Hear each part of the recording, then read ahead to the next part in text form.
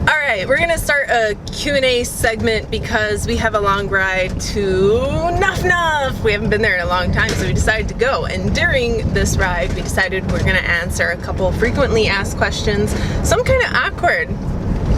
I like that you're in this one with me. That way it's not just me. The very first... The ones that have been asking, we did it before. Oh, and by the way, yeah, a lot of people were asking questions we've already answered in the previous one that we did, like babies and competing and nationality.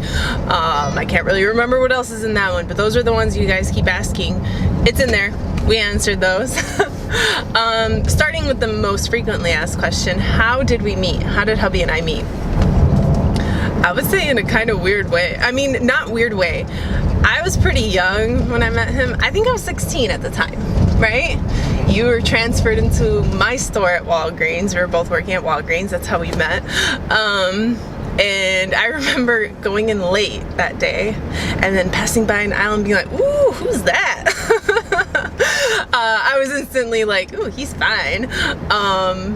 And then we didn't really talk. Like, I found out he had a girlfriend and whatever. We kind of kept distant. He was like the guy that you like to see at work because it was kind of your highlight of the day, but nothing really came out of it. It was like a cute face, you know? Whatever.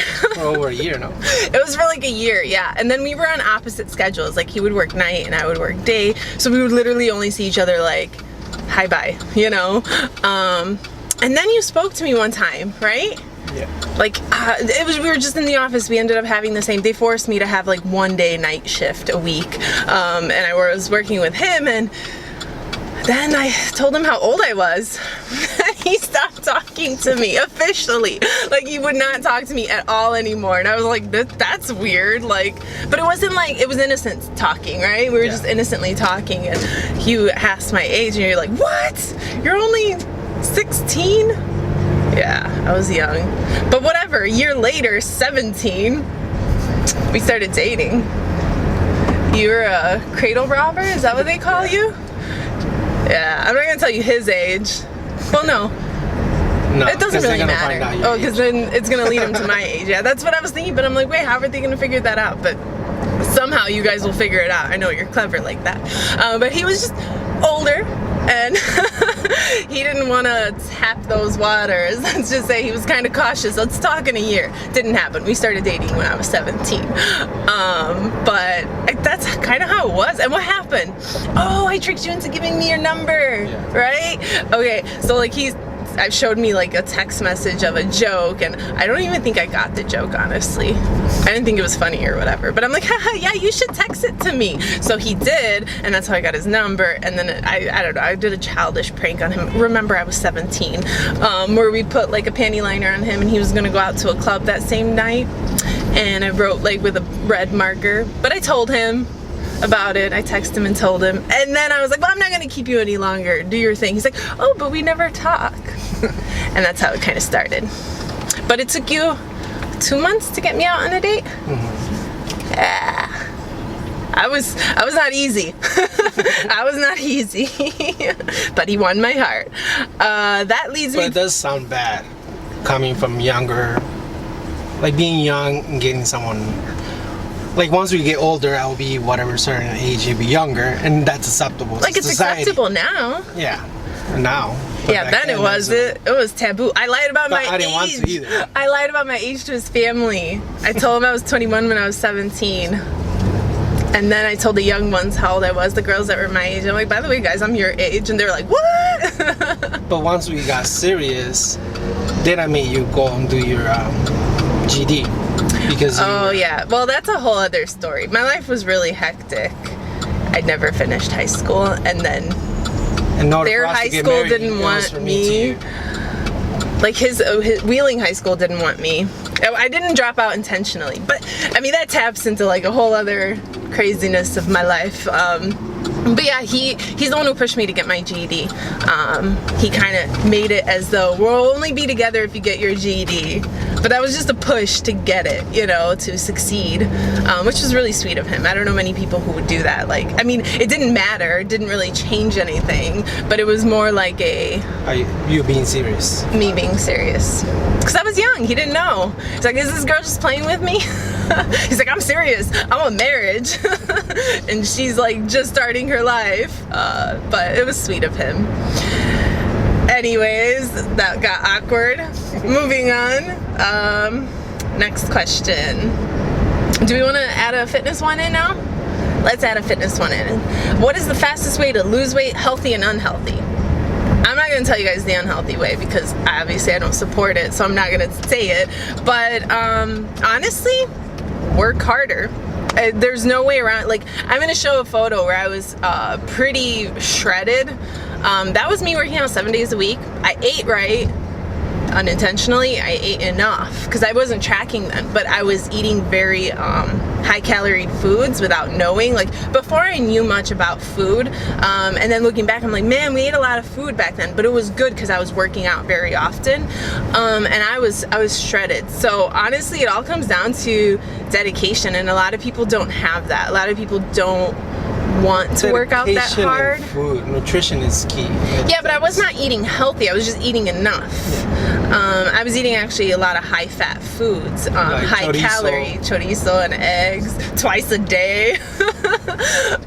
Tacos all the time. Yeah, it was always high fat, but I was eating enough, which was key. You know, health wise, probably not the best thing, but I was eating enough that my body was being properly fed for how much work I was putting into it. So honestly, it comes down to working out more often and giving your fitness life a lot more attention. If you're willing to do that, then you can lean pretty quickly and see progress pretty quickly. But everything changed once we changed our nutrition. We worked out less and got better results. Better results as in headed towards my goals. I mean, if your look is to be very lean and shredded, then that's the route you would want to take. But once I realized that's not what I wanted, I got to be a little lazier. It was okay to be a little lazier because I'm like, that's not what I want. It's a lifestyle now. You know, yeah, it became a lifestyle. More doable, mom friendly. Obviously, I was working out 7 days a week. That was okay to do when I was a mom, or before I was a mom, and my career was being a freelance makeup artist. So and I was sure able to do it. You were thinking of fitness a lot more back then than now. It consumed me. Yeah. Fitness consumed me then. That was my baby. I was like, if I didn't get a workout in, I was cranky. And he knew. He's like, just go work out. No, I mean, now I get cranky. Now it's like, go eat your carbs. But now I get cranky because I don't work out as often. So when I miss it, I get really mad. But more because I don't work out as often. But yeah, if you want to get lean, shredded, fast, work out harder, but make sure you're also eating enough for your body to handle all that happening. Back to a personal question. Do you fight? And also, how do you think is the best way to keep a happy relationship? Of course we fight. Everyone fights. Plus it would be a really boring relationship if we never fought. But we don't fight often, right? Sometimes when we fight, they get pretty bad, right? No. Yeah, we get mad at each other. We don't talk. No. It gets awkward. I mean, you've been in one relationship. I've been in one relationship. What do you know? You've been in one relationship. Well, I don't know what kind of fights you... I mean, we don't throw deodorants at each other or anything. Like, we're not crazy, like, aggressive. I don't know. To me, that's enough of a fight. We argue probably once every 3 months. Yeah. I mean, it's not often. But I think it's kind of necessary. It's what gets us to the next step.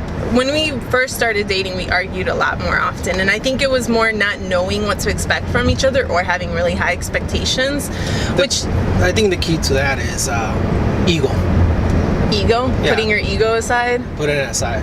The faster you do it, the better it is. It was hard for me in the beginning because, like, he'd be like, just say you're sorry. I was like, ugh, I'm not sorry. But I was really sorry. Like, I knew that I was in the wrong, but man, my ego, I was like, no, I ain't saying shit.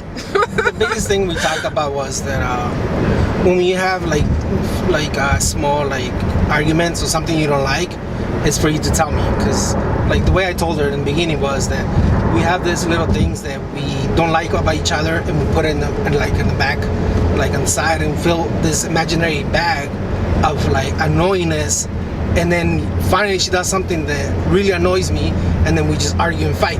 Like I chew too loud. Yeah, like something like that. So it's best for you not to let those little things fill up and just talk about them, and then that way you don't argue. Don't let your bag fill up, in other words. Yeah. Just say it when something's wrong. I still have that problem, I think, though. Yeah, and not as bad as before. And he can sense, like, I show it through my emotions. If I'm not talkative, you know, he'll know something's off, like you're not talking to me, or, you know, you're biting your lip. Apparently I bite my lip when I get mad or upset. But I mean, it's hard because, like, if something really bugs me, like, I almost don't want to say it more because I don't want to start an argument over something. I'm like, if I say this and it goes wrong and it turns into an argument, then the whole day is going to go into crap. So should I just ignore it? And then I ignore it, but it's not good because then it keeps building up, type of thing. And I don't let it. He doesn't let anything build up right away. He tells me, just let it fill up a little bit at least. I don't fill mine. I tell her straight out too. But yeah, and what makes a good relationship is not being selfish. I think always considering how the other person will feel if you do something, every action that you do. And sometimes you don't know, and you know, the other person will tell you, you know, that really hurt. Listen to them, because it's important. You can't just ignore their feelings. And imagine if they did it to you, you know, like if he goes out to a club and starts dancing with a girl, and then I go to a club and start dancing with another guy, he's gonna get upset. So why should he do it if I can't do it? Double standards, you know? So we always, I think that's what we kind of built our relationship on. And in the beginning it was difficult, don't get me wrong. Like, we had to, like, this is not okay to do, but this is okay to do, you know? Like, we had to come to equal grounds. The hardest part was talking about it, having that whole double standards. Don't do something that you don't want me to do. Yeah. So that was the hardest part. It's always awkward. You're not sure if you're going to push a person away, but it's worth it. Because why be afraid to push a person away and end up with this person, marry them, and be absolutely, like, annoyed or never on the same page, don't agree. If you can't change your ways or tweak it a little, or choose to, you know, accept the other person's ways or change yourself, then you shouldn't be with that person. Even before having a kid, we talked about that I was going to be the hardest, and you were just going to be He's the meanie. Yeah, I'm the mean one. But we talked about it. I was going to be mean just to put, like, teach her something, but not to be mean just to be mean about it. I yell at Lila, and then I'm like, I'm sorry, hug me, kiss me.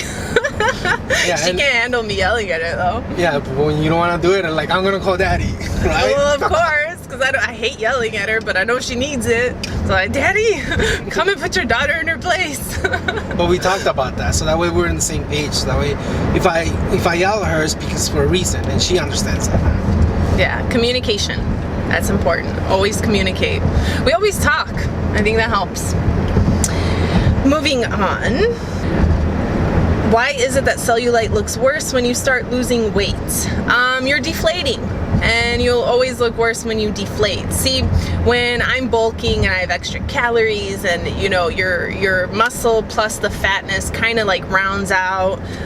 During a bulk, you'll almost never see cellulite during the surplus. Once you start cutting, then you start to deflate. Like, think of a balloon. When it deflates, it starts to look wrinkly and yucky.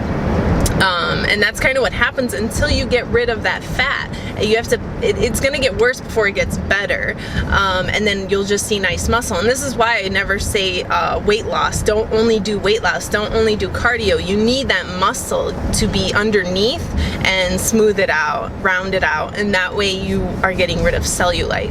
Cellulite is excess fat, but regardless, even if you don't want to get that lean to the point where, you know, your body fat is so low that you have no cellulite, that's why it's important to build muscle, so the muscle can push against it and smooth it out. Because you don't have to necessarily be shredded 14% body fat to not have cellulite. You just have to have a really good muscle base.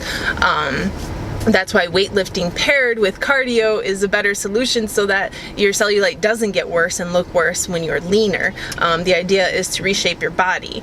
But it goes away. You go through a rough patch and then it goes away. And don't focus on the weight. Focus on...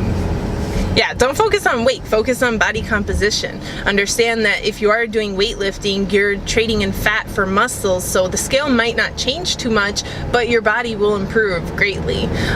So keep that in mind.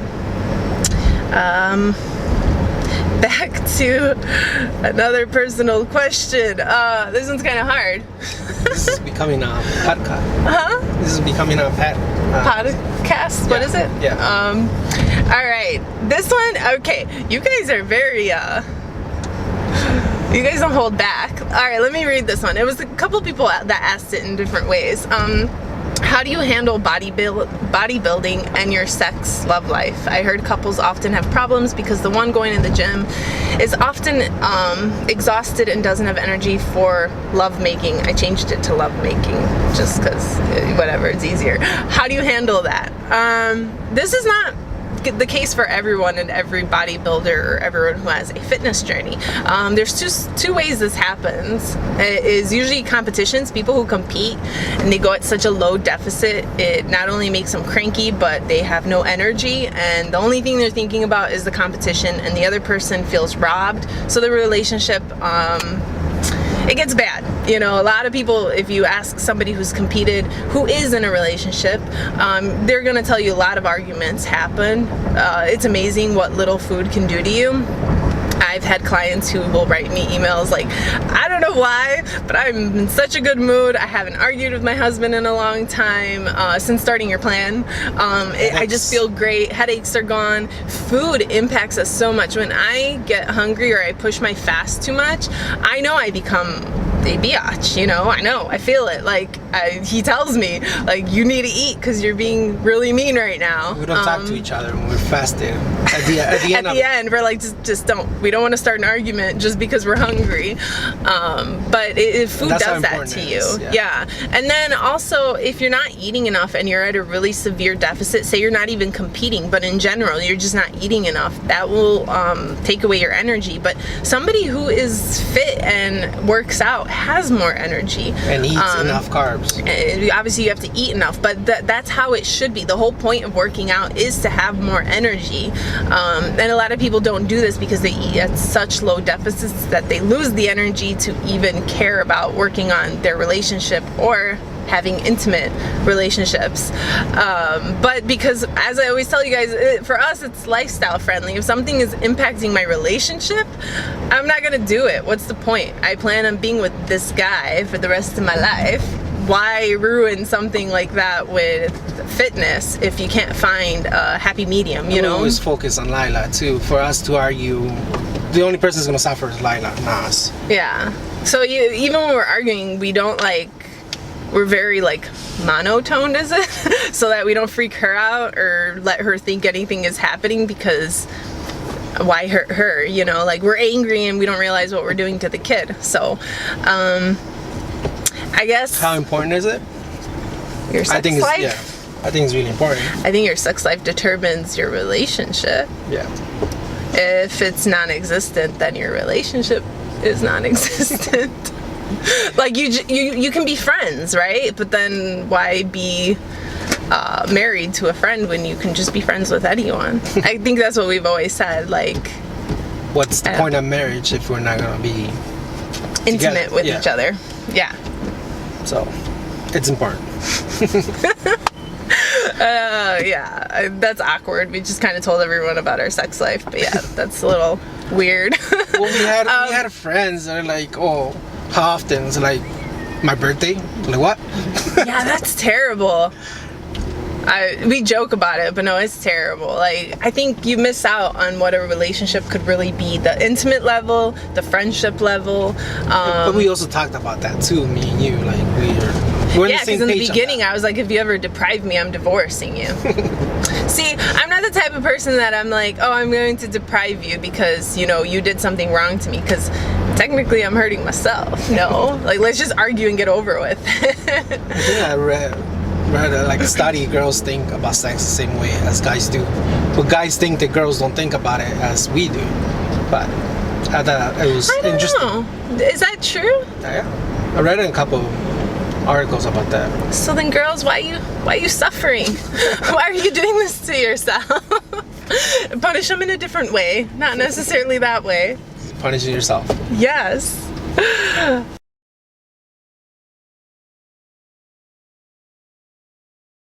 So what was I saying?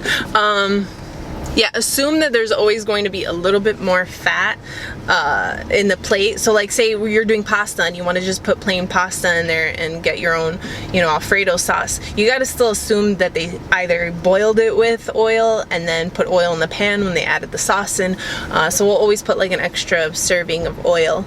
Every time you eat out, it's going to be higher calorie than if you were to make it at home, because you're kind of like, do I want to add this extra fat in? And they're like, let's make it taste good so they can come back.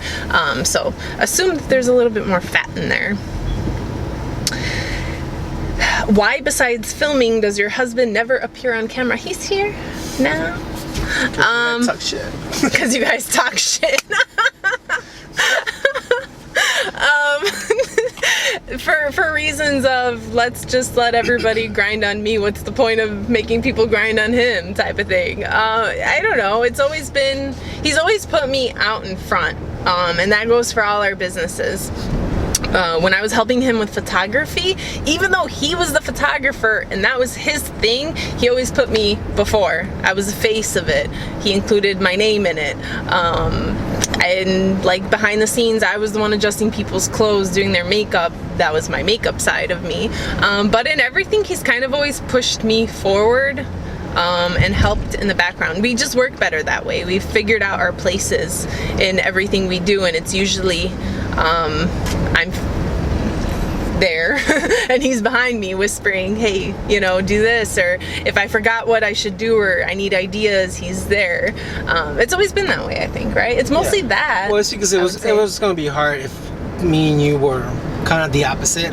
We were going to argue more, you know, and me creating a social media account too, be like, well, why you have more followers? Oh, I have more followers, and this and that, and there'll be an argument too with that. I think when couples are both in social media, like together but separated, it does create a lot of tension in the relationship, and then you start to compete with one another. I mean, I don't know if I would compete with you, but at the same time, I guess I'm not curious to find out. Yeah, you know, there's no point for that. Well, we just help each other get stronger, but in our own ways, you know? I don't know. It just doesn't make sense to have him in it, I guess, right? It's Florina. It's Florina Fitness. Yeah. Not Florina and Ugo Fitness. But, I mean, he's in it once in a while. I guess his arm.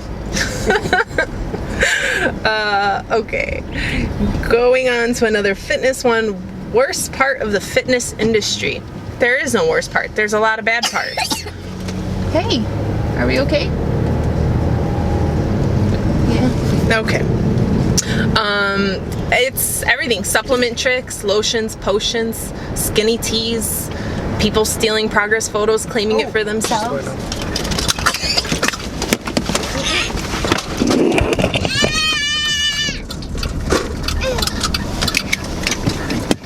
Come on, come on, come on.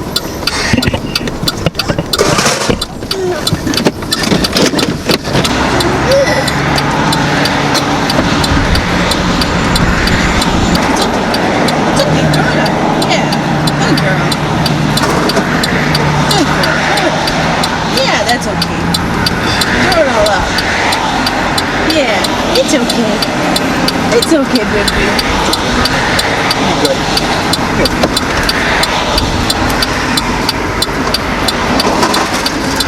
Good girl. Yeah, Mama's gonna change you right now. It's okay.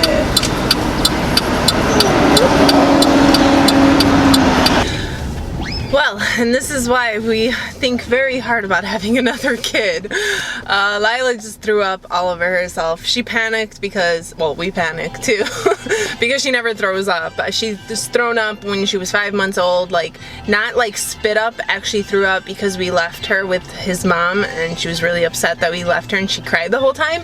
So she threw up because of that, and then one time at night because she took an air wrong and then ended up throwing up, and then this time I think again she took in a bad gulp of air, and I don't know, maybe her hair went in her mouth too with it or something, and she got grossed out and started throwing up.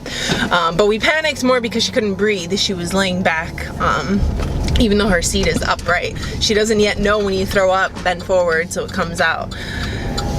We went and bought her some clothes, and She's a neat freak. yeah, she's a neat freak too, so like she's freaking out because everything got dirty and we had to clean her off. And that is why another reason why it is really important to have a good relationship, because there are relationships where I've seen it, you know, you're at a store, the kid is panicking or something is happening and only one parent is taking control while the other one is just staring. And you just want to go up to them and smack some sense into them. But it's like we both realized what had to be done. He pulled into the nearest parking spot, and I took care of her while he took care of cleaning up her seat, because she threw up all over her seat, her blanket, everything had throw up on it.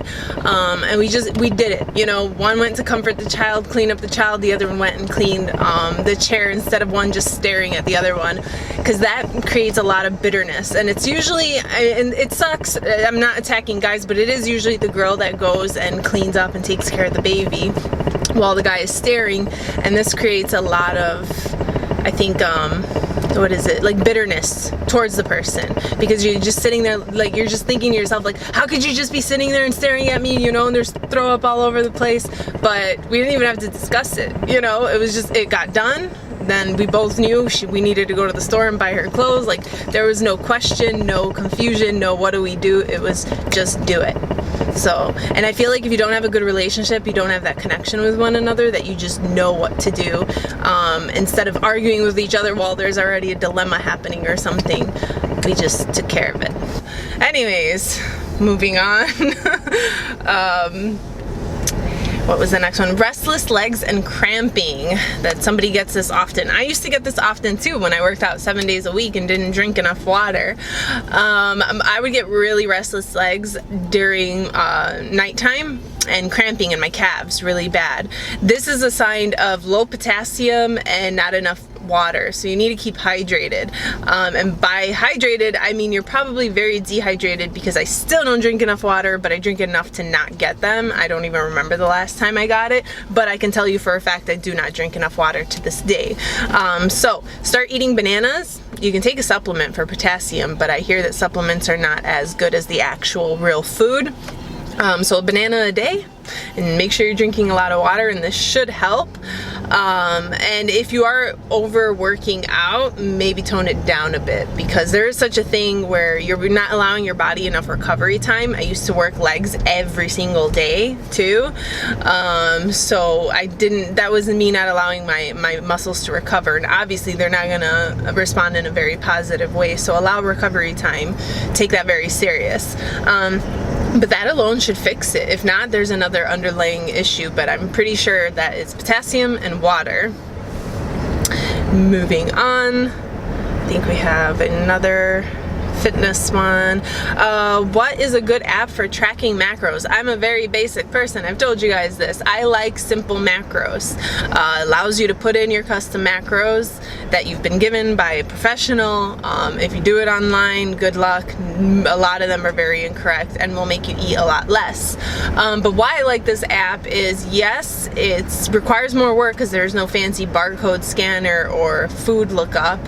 However, it prevents a lot of inaccurate inputs for food. Apps like MyFitnessPal, which a lot of my people, I let them use whatever they want, whatever app they choose, but I do suggest some, and I never put MyFitnessPal in there, because the thing with MyFitnessPal is any Joe can put in any food input, and that gets saved into the database for everyone to use. Now, if this person is either just sloppily put in something without double checking his stuff, and he or she left out like big amounts of fat or just calories or whatever in general, chances of you using that are high, and it sucks. Because they had avocado, or somebody, right? yeah, there's so many inputs for avocado with 0 fat. What is avocado then if it's not fat?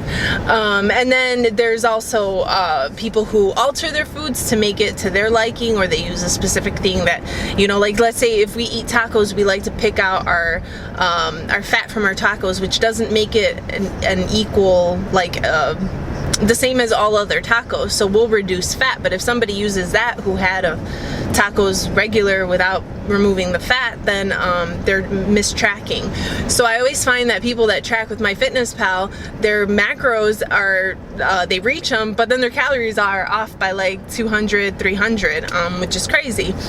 So there's no way of knowing if you're actually tracking the right amount of food. And that's why I like this one. This one will never be off because it is your macros add up to your calories and you're the one doing it. So it's a little more work in the beginning, but once you create a database of your own food, your custom foods, then you don't have to worry about adding anything else in the app. So it will get easier, but it prevents those accidents and mistakes from happening. Next question, are you scared about your body changing again with another pregnancy after all the hard work you've done to get there? Would it deter you from having another child? Absolutely not. Knowing what I know, it's not the baby that ruins your body, it's your actions. And I know that's harsh, but it all comes down to that. Are you overeating during a pregnancy? If you are, excess skin is gonna happen. Stretch marks is gonna happen because you stretch way too far out than you should. Your diet matters. Not only moisturizing from the outside, but you have to be very hydrated from the inside to prevent a lot of stretch marks. Staying active helps. There's a lot of things that you can do during a pregnancy to make it easier and make sure that your body doesn't react negatively, because if you think about it, a pregnancy is a natural thing. It's not meant to deform us or hurt our bodies or leave us worse off. It's literally a natural process in life. So I'm not afraid. I mean, there will be work to bounce back. Obviously, you still have a tummy, but that's from your uterus being stretched. It's naturally going to come back in. It's just a process of waiting. They say it takes 9 months for you to have a baby, and it takes 9 months for your body to go back to being normal after a pregnancy. So a lot of it is just time and patience, but if you stay pretty fit throughout it and active and eat great, then it shouldn't really, your body shouldn't change too much. You may get a stretch mark or two, but to have a whole belly full of them, I think a lot of prevention, you have to take steps to prevent things. I absolutely want another child. The last thing I'm thinking about is my body. The other thing I'm thinking about is 2 of them throwing up in the back while I'm trying to get to them. But my body is not a concern at all. I think pregnancies actually, I liked my body after my first pregnancy. That's what made me want to gain more size, and I saw myself bigger and I'm like, I like it. So I didn't, for me, it's not a body issue at all. I'm excited to have another one. I want another one. I know it's gonna be a lot of work. So no, that doesn't stop me. Baby in the future. Next question, how close do you hit your macros daily? In the beginning, I was very precise to the point where I would eat half a cookie if I needed those calories and I really wanted to reach them. And I think during the journey of wanting to reach my body goals, that was very important to me. Now that I'm happy with where my body is, leaning is not like a mandatory, not that it's not mandatory, but I don't have a deadline. I don't have to compete or anything. Therefore, I'm a little bit more lenient. If I still need 20, 30 calories, I'm fine. I won't eat half a cookie or anything. I'll just let it be there. Or if I eat a little bit over, I'm also fine with that. I'm not super strict, but I think if you have a goal, if you are really obsessed with your goal and you want to really reach that goal and fast, you should reach those calories, period. Show your determination through how well you are with your macros. But in my case right now, I'm a little more lenient. And while I was bulking, I had to reach those calories, period. Every time I underate, I told myself, well, you didn't gain muscle. And that would get me mad. So keep that in mind. Another question, are cheat days okay? How far back do they set you? Here's the thing, I don't do cheat days where I eat like 500 calories extra or anything. My cheat days, I stay within my calories, I just allow more fat, pretty much. So I won't track macros, but I'll track calories, if that makes sense. Normally I don't do really low fat diets because my body doesn't work well that way. When I'm under 20% of my diet has to be fat, and if I'm under that, I lose my period right away. Last time I thought I was pregnant because I didn't have a period for like 2 or 3 months. So for me, I do keep my fat a little bit higher. I lost my point. What was I Cheat day. babe. Cheat day. Okay, so yeah, I allow more fat for cheat days, but I don't like overdo calories. Sometimes I'll eat a little bit extra, and it's like a refeed day, and in that case, it's never more than like 200 calories, and I do feel leaner the next day. But they don't happen often, and they shouldn't really set you back, especially if you're eating at a deficit. If you eat a little extra randomly one day, you'll probably feel leaner. If you're doing it constantly, it'll slow down your fat loss journey, but it shouldn't really set you back very much. Next question, can you get lean while staying the same weight? Absolutely. Before I had Lila, before I bulked, I guess I can show you guys the before and after. Before I worked out at all, I had no muscle in my before photo, to my shredded one, which I obviously look much leaner. Same weight, absolutely same weight, I just muscle and it weighs more. So that is definitely a possibility. It happens often, especially on my plan. People are like, oh, I only lost 3 pounds, but my body looks so different. Yeah, you may not lose very much more. Obviously, if you weigh like 200 pounds, you're gonna have to lose some weight. But if it's like around 10 to 5 pounds difference, like you're trying to lose, and if you don't lose it, don't stress over it, because your body will look good still. Next question, how did you manage exercising when you had your girl, her first year? It was hard. It was very hard.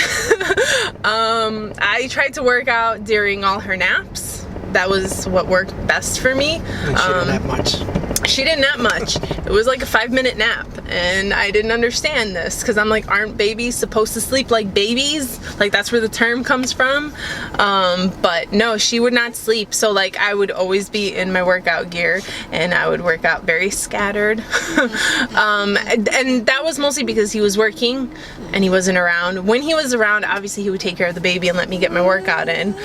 So that was simple. But assuming you are a mom who has a husband that has to go and work, and you're left with the baby, then scattered. If your baby sleeps, take advantage. But there's also the real sleep when your baby sleeps too, because I had to take advantage of that as well. She would sleep at night, but it would be on and off continuously, so you'd still feel tired the next day.